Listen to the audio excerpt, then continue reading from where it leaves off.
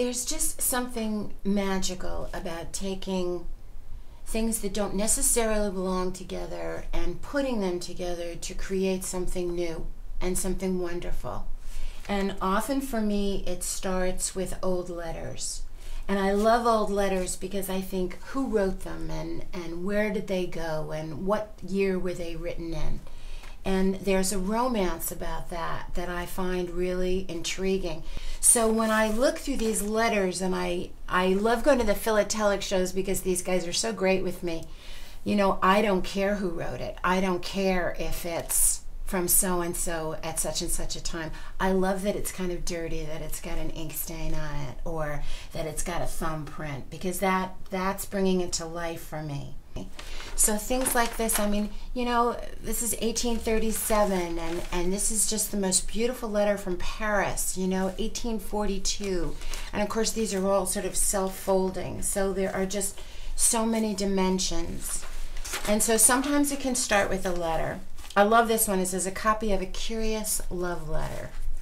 Things, you know, who are these people? And taking these discarded objects and bringing them to a new life.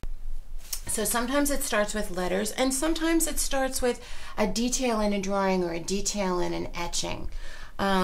This is a pressed flower that I just found in a book. This must be 20 some odd years old, but it dried perfectly.